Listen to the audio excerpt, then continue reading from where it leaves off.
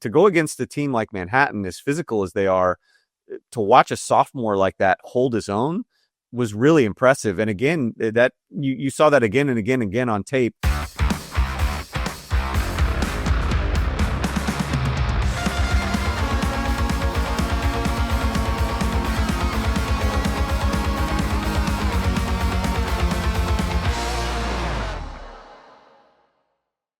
Hello and welcome to the Verbal Commitment Podcast here on the Kansas City Sports Network, brought to you by Home Field Apparel. I'm Kevin Flaherty, and I'm here as always with my good friend Ryan Wallace, and we're talking about the world of local recruiting, from Kansas and Kansas City prospects to the college classes at Kansas, Kansas State, and Missouri.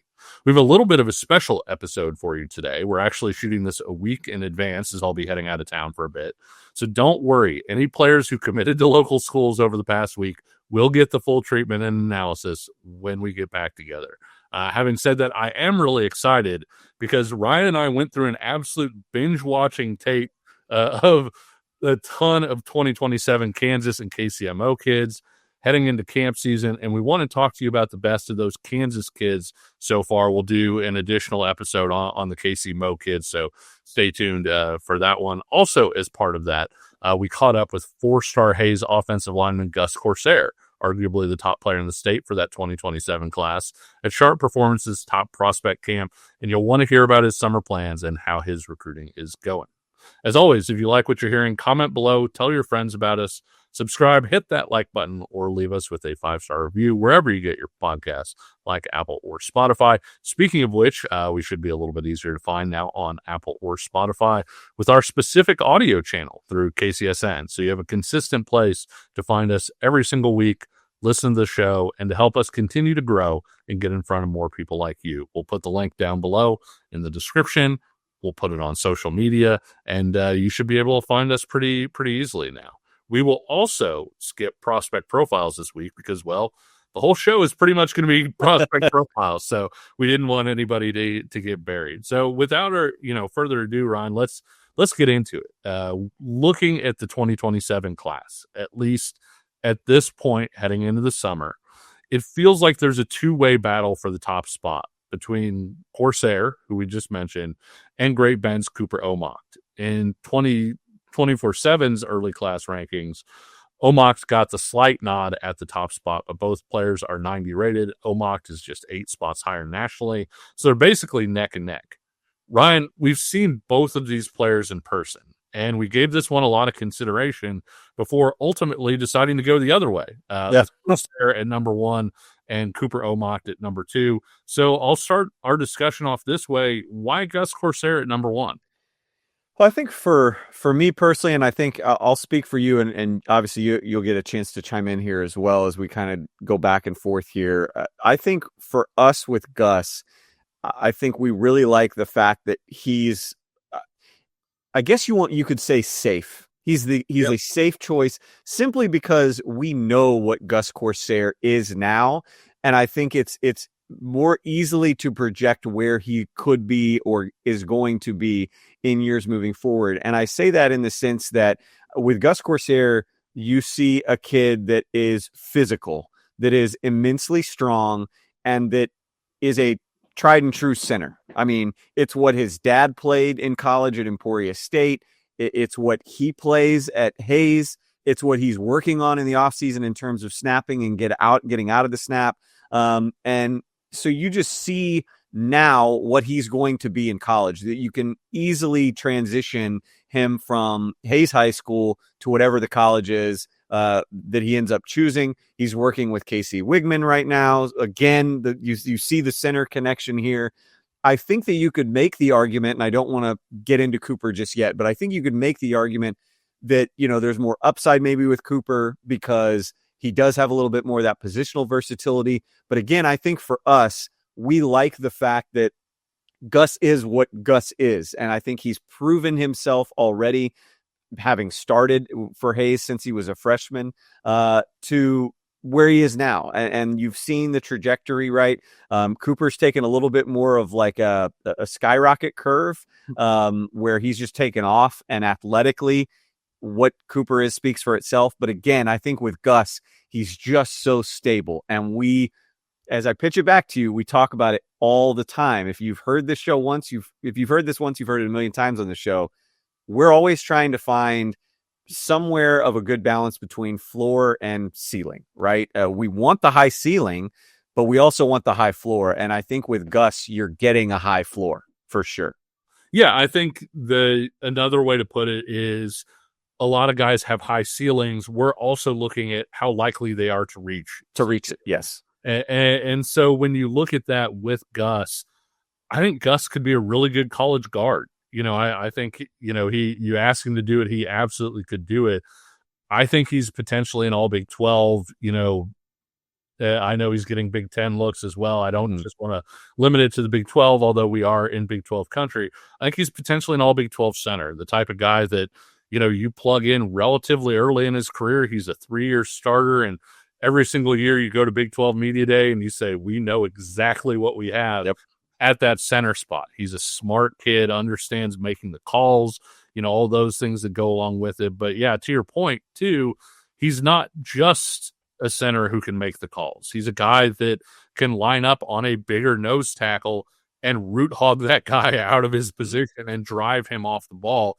And so he's a center that isn't just somebody who's at center because he understands what he needs to do. He's a guy that projects, and I'm not saying he's the same type of player, but Ryan, you and I obviously get a chance to see Bryce Foster at Kansas right now. Bryce Foster is a devastating center because if he can lay key blocks for you in addition to being, the guy who's lined up at center, I see that in Gus Corsair as well with the strength he has. Obviously good thrower in track, has the sort of the measurables and the strength that you want to see there as well. And so when you look at Gus, I think, to your point, I do think there's a high ceiling on Gus, maybe like you said, a little bit lower than Cooper's, but I also think the likelihood that Gus hits his ceiling is incredibly high. I would almost be surprised if Gus doesn't wind up being a really good college player. Yeah, and the other thing that I think is important, at least as we are projecting these super early, right? I mean, there's a lot of time here for these to fluctuate and change. But in terms of this, right out of the gate, top 5 for 2027, it also helps in Gus's favor, something that's completely out of Cooper's control, that with Hayes' schedule, we got to see Gus, at least on tape, go against Derby, go against Manhattan, go against St. Thomas Aquinas.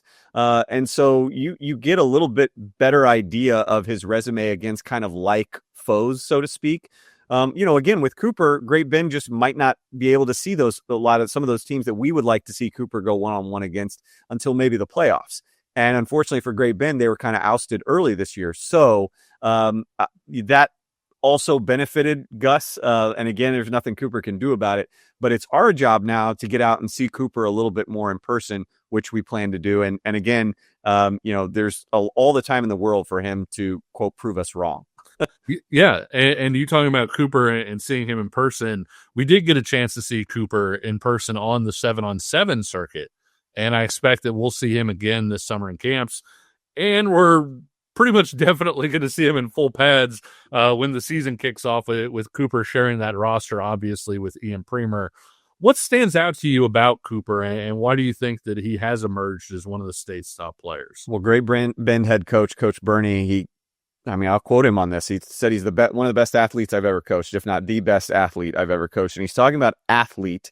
And I mean, again, I think that's high praise because he plays alongside Ian Premer, who's getting Division I basketball scholarships. But in terms of just athletic profile and the trait, I mean, Cooper's a 48-3 triple jump type of athlete. I mean, the reigning triple jump champion in the state of Kansas at the 5A level. I thought it was interesting. He was second in the WAC conference championships this year in high jump, and he just began high jumping the day before.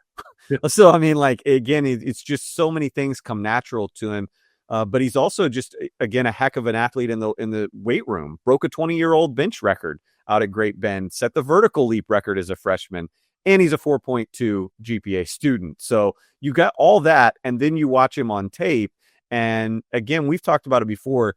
On tape, he's a guy that creates for himself. He doesn't use Ian Premer, right, to then, oh, well, that's why this kid's good is because Ian Premer's on the other side. No, Cooper creates for himself, but then he can also flip on the other side of the ball. And I've said it before on the show, I think I like him better here in the defensive backfield as a safety, because you get that athletic profile and you get to see him close ground. You get to see the physicality that he can transfer from, lifting weights, and how he delivers contact and can really be a powerful presence, as a tackler. So again, I think that's where, Iowa State has come in and made it known right away that they really like him.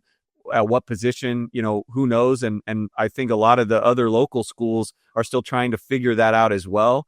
But again, if you're just looking at him athletically speaking, yeah, I think he's got the highest upside ceiling potential, regardless of position, of anybody in this entire class. Yeah, for those of you who aren't big track people or don't necessarily look at how that translates, one of the things that I'll say pretty often on this show is a 22-foot long jump is sort of what I look at, where if a guy clears that, you say, okay, this guy's a pretty good athlete.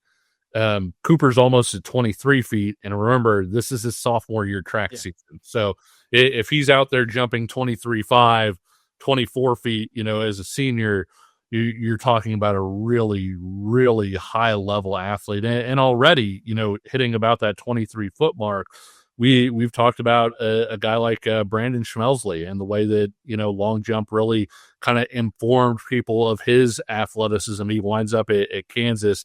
I think Cooper's another guy that is going to use sort of those track bona fides to blow up. I do not think that Iowa State is going to be the last offer for Cooper. I think he's somebody that has a chance to blow up nationally. And I think Gus may too as well. I know most people are looking for offensive tackles out there, but for a guy who is sort of a no doubt, this is our center, and being a 4-star prospect type guy, I think both of those guys are probably going to have the potential to be national recruits. And we'll hear Gus here in a little bit talking about he's going to head to some of those, sort of big time camps, Michigan, Ohio State, places like that. And so you could see Gus starting to blow up in those ways as well. I would venture to guess that 2027 is going to mirror 2026 from the standpoint of 2026. It was pick your poison between JJ Dunnigan and Ian Premer. We kind of had an idea that those were the top two. Whatever order you choose to put them in is up to your discretion, but it seemed pretty universal that those were the two. I have a feeling that these will be the two for 2027. Again, I think a lot of people will lean Cooper's way because of the athletic profile. Again, kind of like you said, being an interior lineman, a guy that is a steadfast center isn't really like what everybody's looking for in terms of the recruiting rankings days. Everybody's looking for, these 6'9" tackles and stuff. That's what's hot on the recruiting market. But again, I think what Gus has proven and shown already himself to be places him pretty solidly, I think, in the top two. I would be surprised, honestly, if there's somebody else in this class that makes a surge high enough to bump either one of these guys out of either one or two. We'll continue our look into the top players in Kansas for 2027 and hear from Gus Corsair himself here in a minute. But first, we want to tell you about our friends over at Home Field Apparel. Kansas, Kansas State, and Missouri currently have more than 45 items apiece to choose from in all kinds of styles and everything from t-shirts to hats and outerwear. So head on over to homefieldapparel.com, use the promo code link below in the description, and you can get up to 15% off your first order. We'll be right back. Looking for tickets for your next event? Tickets for Less is your #1 source. Save big on every purchase when you use promo code KCSN at ticketsforless.com. Success in real estate takes more than vision. It takes the right financial partner. When someone takes something rundown and turns it into something great, that's called a comeback story, like Brain Group. They take distressed properties here in KC, completely rework them, and then turn them into valuable real estate. But that kind of work needs the right bank behind it. Enter Emprise Bank. They're not about cookie-cutter loans. They saw Brain Group's vision, backed them, and now they're making big moves in Kansas City real estate. Talk about your partner in possible. Emprise doesn't do one-size-fits-all financing. They invest in potential and back growth. Visit emprisebank.com/KC to learn more.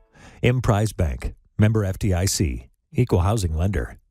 Folks, it's playoff time, and if you're still just watching games, then you're missing out. With Pick 6 from DraftKings, you can turn your hoops knowledge into real cash. Just make your picks, track your score, and if you hit all 6, you're looking at bigger payouts than Prize Picks flex plays. Nobody's dropping better payouts than Pick 6. Hit 6 picks, and that's 25 times your cash. And if you beat your competition, you could be looking at a 500 times bag in your pocket. And right now, new customers can get $50 in bonus picks with just a $5 entry.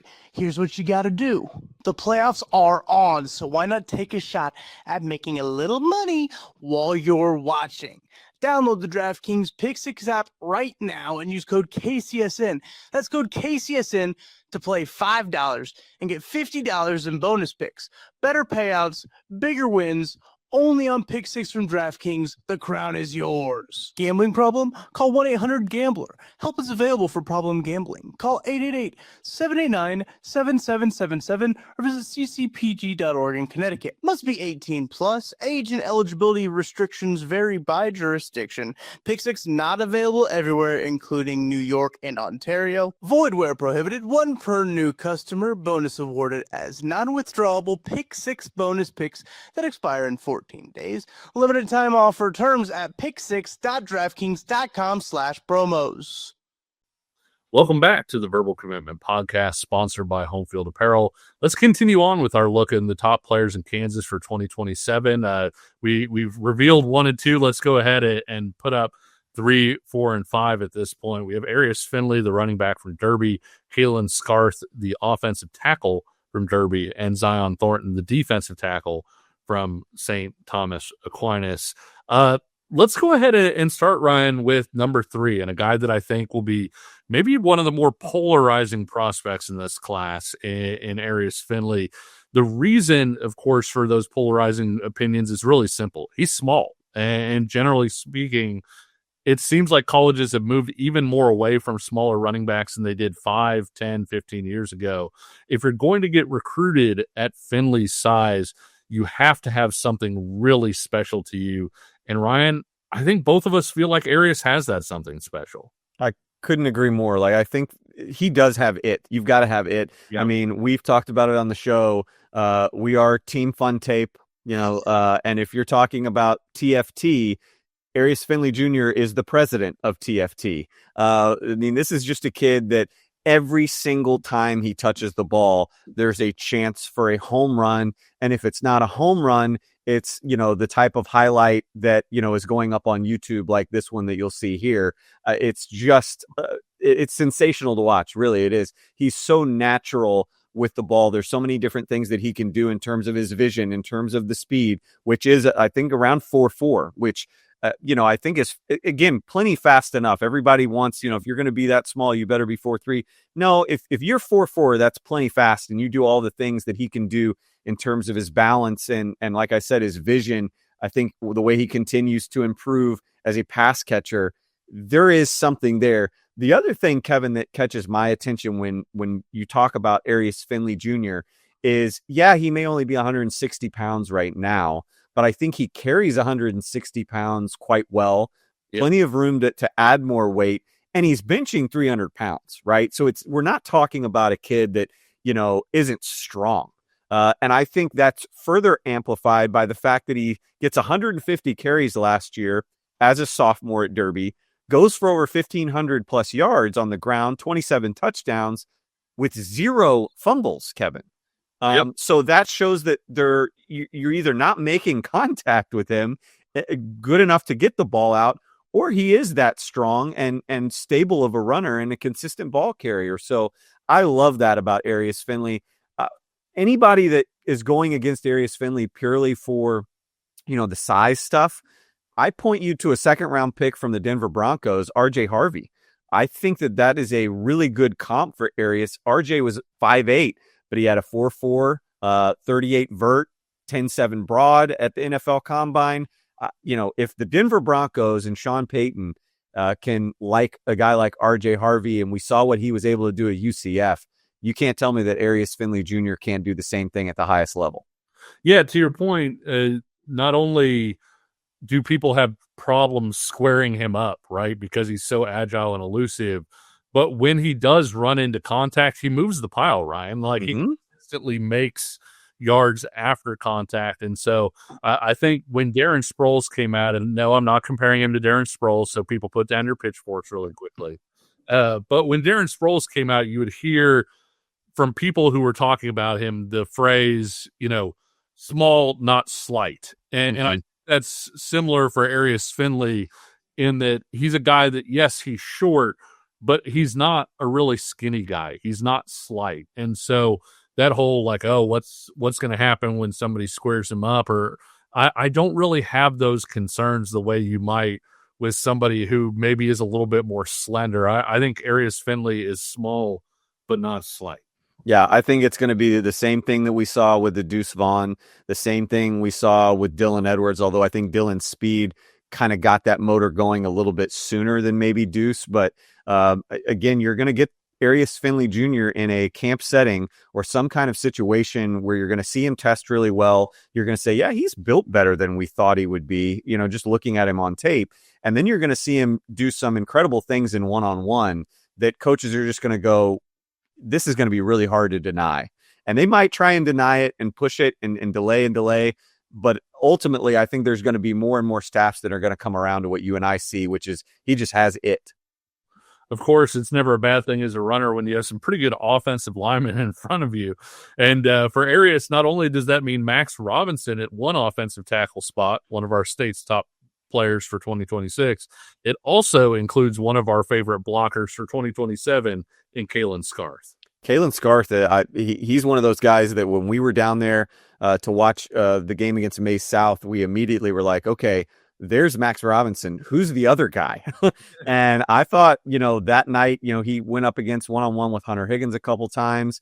We saw him again later in the playoffs against Manhattan, a game that at times I think he did struggle, but you're still going, man, to go against a team like Manhattan, as physical as they are, to watch a sophomore like that hold his own was really impressive. And again, that you saw that again and again on tape. Again, 6'4", 265 pounds, and he's the type of kid that type of athlete anyway that is on his Twitter profile. You can go watch him do a one-hand dunk. So I mean, he can get out there. He's very mobile. There's still some things in kind of his technique that you'd like to see him polish, and you want to see him maybe finish a little bit more, be a little bit more violent. But overall, I just think fundamentally he's still far ahead of the game that you would see normally as a sophomore, and he's going to get a ton of work, right? I think it's easy to see not only is he going to get coached really well at Derby, but he's going to have a ton of games you would expect, just because Derby kind of has a knack for making runs into the playoffs fairly deep, that I think he'll have many, many opportunities to, again, just the more times he's out on the field going against, like foes, the better it's going to be for him to get more and more comfortable, right? And so I'm really impressed with Kalen Scarth, and he's a kid that might just be scratching the surface, Kevin. I'm really glad you mentioned that, because that was part of me putting him up here, and that if you and I were building a team for right now, I don't know that Kalen Scarth would be the number one pick. But when you're looking at, hey, what's this guy going to look like in college? How's he going to round out over the next couple of years? His ceiling's about as high as anybody's. I think he's somebody that, as he polishes up sort of those rough edges that you're talking about with technique and all of those things with the type of athlete he is, I think that he's somebody that is going to continue to get better and better, and that's a big part of the reason we have him here. Rounding out our top five is a guy that we talked about quite a bit coming out of the second KC Varsity Combine, St. Thomas Aquinas defensive tackle Zion Thornton. Thornton went pretty far in King of the Hill, KC Varsity's competition to decide the best offensive or defensive lineman in attendance. And Ryan, we just came away really impressed with his overall game. Yeah, I mean, we saw him in person in pads against Rockhurst last year, and he was one of the guys that did pop on that defense. I mean, the defense was just so stout, and I think he allowed some other guys to maybe spark more than himself. I think that will change, moving into his junior and senior years. He is just so powerful, 6'2", 285, but a 515-pound squat kid in the weight room, and you just see how he drives and forklifts. I mean, watch this clip here where he just tosses a kid to the side. I mean, he is we talk about violence, we talk about aggression, power. He's got it all. Prototypical nose tackle, but also the type of defensive tackle that has a little kind of wiggle to him, and you see that kind of out of the breaks right off the jump. He can make a center or a guard kind of lose him. And if they are capable of sticking with him, like I said, he's the type that'll forklift you all the way back to the quarterback. So you see what Iowa State has already offered. Sounds like Kansas has offered as well. Those things are going to continue, because in this kind of neck of the woods, finding ready to go defensive tackles out of the high school realm is one of the toughest things you can do, because either they're guys that maybe aren't as nimble but they're big, or they're guys that are undersized, they move well, but you're like, well, can we put 20, 30 more pounds on this kid? Zion Thornton is kind of everything right now, ready to go. And so I think that from a recruiting process standpoint, his is just getting started. Yeah, I would tend to agree with you. And it was funny because I feel like watching him in King of the Hill, which is fully padded, by the way, watching him go through those, there were some times where you saw the hand placement, the technique, and everything was really right on that rep. And you could really see like, oh man, like this is a really impressive guy. He's going to get great coaching at Aquinas with Coach Dreiling and all of those guys, but he still has some room, like so many of these guys. Again, we're talking 2027s. He still has so much room, I think, to continue to get better with that, because when it's on and when it's right, it looks really, really good right now. Yeah, you mentioned the hand-to-hand kind of combat. He's really, I think, excelled in that area. It's one thing to just be powerful and, naturally be 6'2", 285. It's another thing to say, yeah, but I can also do some other things that, college coaches are going to definitely take a look at when it comes to camps. And I think the way that he moves his hands in terms of, swiping away the offensive line, but also, the powerful punch that he packs is really impressive. Well, those guys were our top 5. We had a couple players who just missed out. And look, Ryan, I think we both agree that when you're looking at the strength of this class, when we were kind of binging through all this tape, it looks like the trenches. Watching tape for this episode, it felt like we were finding a new offensive line crush about every 5 minutes or so. We talked about guys like Salina Central's work, Van Blaricon, who plays tackle opposite 2026 Kansas commitment Caden Snyder. We really liked what we saw from Wichita East Ryan Slaughter, from Cheney's Aiden Cohn, and from Mays' Nolan Hadley. But, and I don't want to put words in your mouth, I do think we're in agreement that Wichita Northwest's Maddox McGinnis is sort of the primary foil here to Gus Corsair and Kalen Scarth, sort of for the top spots in that offensive line group. Yeah, I'm glad you named all the other kids, and there's still several more. Yes. I mean, we're still going through I have our spreadsheet listed up here right now. I mean, we've got like almost 70 or 60 Kansans already just in 2027 that we've put on this list. And there probably watched another 40 or 50 guys that aren't on the list yet. Right. I mean, yeah. Right. So, I mean, we're just scratching the surface. And yet, as you just heard from Kevin, we're already finding like multiple offensive linemen that we really like. But McGinnis is probably the one that's kind of closest, as you said, to scratching, I think, the top 5, certainly a top 10 player right now out of Wichita Northwest, 6'4", 300 pounds. He's got the Iowa State offer. And I think, we talked about with Zion Thornton, a powerful punch. I think from an offensive lineman standpoint, Maddox McGinnis might pack the hardest punch right now out of his stance that you're going to see from an offensive lineman in this 2027 class in Kansas.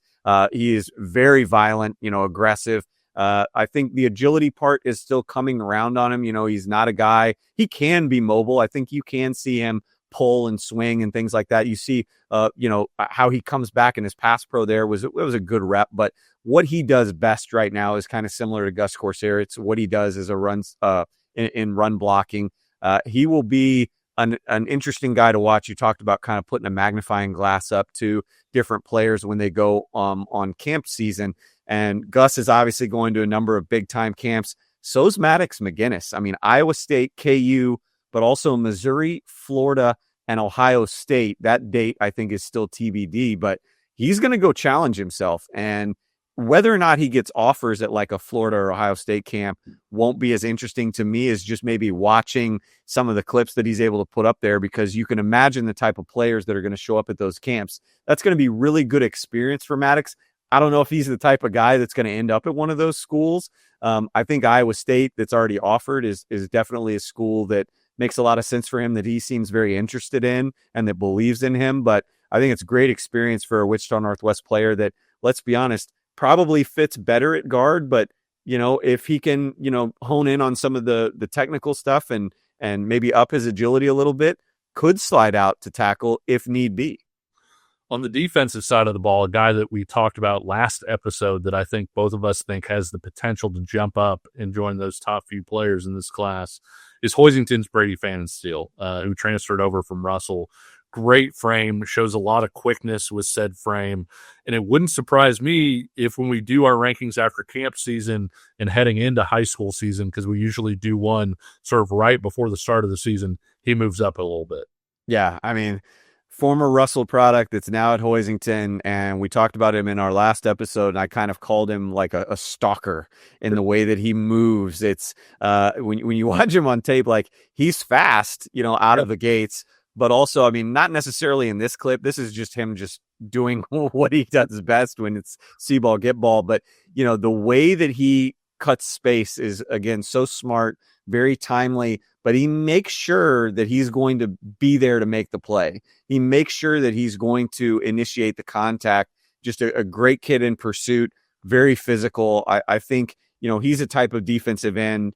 So often you've got a guy that maybe struggles in how they pass rush, right? But they're really good in run support. They kind of are the anchor out there and can hold the edge.